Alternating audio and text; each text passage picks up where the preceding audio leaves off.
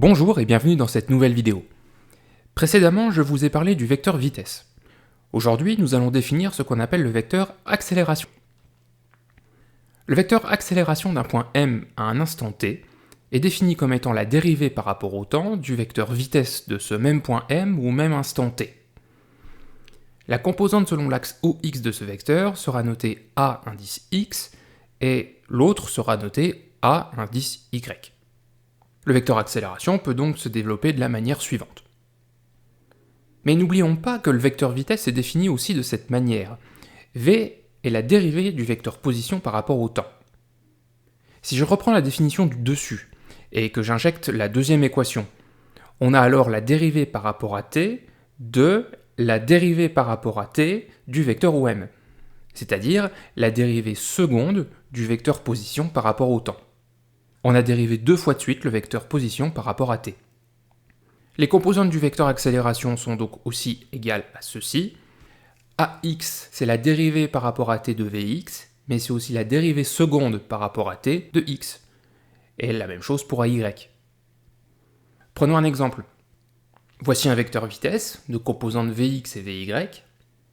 Le vecteur accélération associé aura pour composante 4,2 selon x et moins 2t-5 selon y.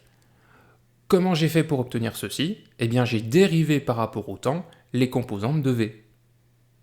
Deuxième exemple, voici un vecteur position qui a pour composante 10t³ plus 1 selon x et t carré plus 25t selon y. Je vous laisse mettre pause quelques secondes pour essayer de trouver l'expression du vecteur accélération associé.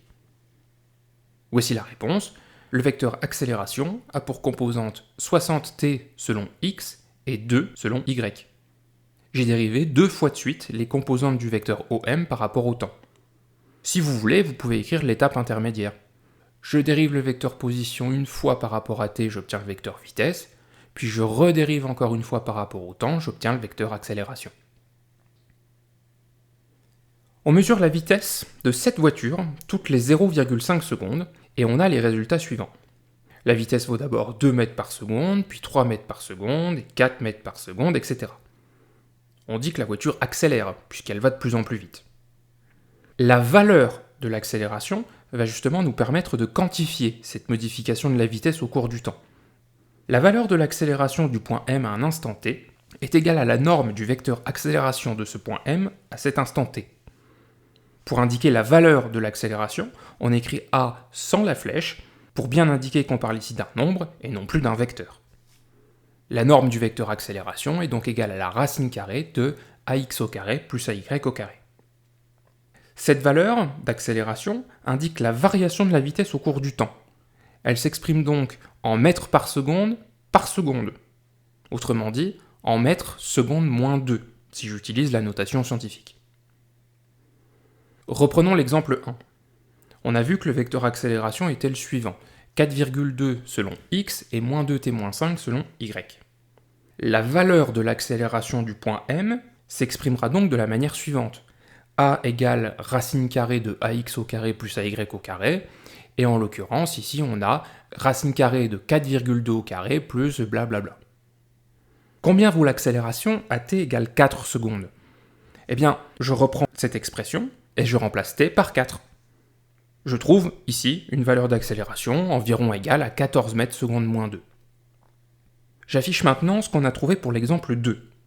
Une fois encore, je vous laisse mettre la vidéo sur pause pendant quelques secondes pour démontrer que, pour cet exemple, la valeur de l'accélération à t égale 2 secondes est égale à 120 mètres secondes moins 2.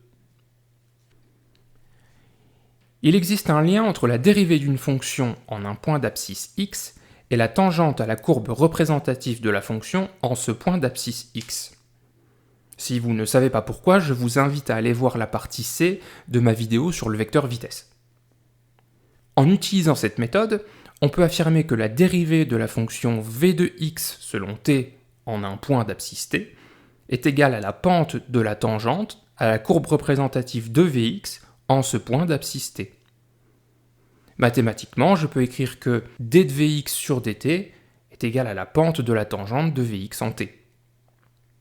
Le terme de gauche, il doit vous dire quelque chose. On a vu précédemment qu'il s'agit de la valeur de l'accélération selon l'axe OX, que je note A indice X. Bon, ok, mais concrètement, comment on s'y prend ? Bien, voici un exemple. On a représenté ici la vitesse selon l'axe OX d'un point M en fonction du temps. Question, quelle est la valeur de l'accélération selon l'axe OX à t égale 1,5 secondes ? Eh bien, j'utilise ce que je viens de dire. On sait que la valeur de l'accélération du point M selon l'axe OX est égale à la pente de la tangente à la courbe représentative de Vx au point d'abscisse t. Je trace donc la tangente pour t égale 1,5 secondes.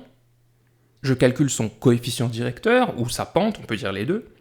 Quand j'avance de 1 seconde, je monte de 4,8 mètres par seconde. La pente de la tangente en ce point, c'est-à-dire la valeur de l'accélération recherchée, est donc égale à 4,8 mètres par seconde divisé par 1 seconde, c'est-à-dire 4,8 mètres seconde moins 2. Pour résumer, le vecteur accélération d'un point M à un instant t est la dérivée par rapport au temps du vecteur vitesse de ce point M à cet instant t. Il est aussi égal à la dérivée seconde par rapport au temps du vecteur position associé au point M. Les composantes du vecteur accélération sont notées AX et AY. Elles sont égales aux dérivées par rapport au temps des composantes Vx et Vy, mais elles sont aussi égales aux dérivées secondes par rapport au temps des équations horaires x et y. Pour déterminer la valeur de l'accélération à un instant t, on peut calculer la norme du vecteur accélération si on connaît son expression, ou on peut calculer la pente de la tangente à la courbe Vx en fonction de t, ou Vy en fonction de t. Merci d'avoir suivi cette vidéo. Vous l'aurez remarqué, il y a de grandes similitudes avec la vidéo sur le vecteur vitesse. C'est normal puisque les techniques et les outils mathématiques utilisés sont les mêmes. Comme pour celle sur le vecteur position et le vecteur vitesse, n'hésitez pas à la regarder plusieurs fois pour être sûr d'avoir tout compris. Une fois n'est pas coutume, si vous avez des questions, n'hésitez pas à aller en parler avec votre prof de physique-chimie.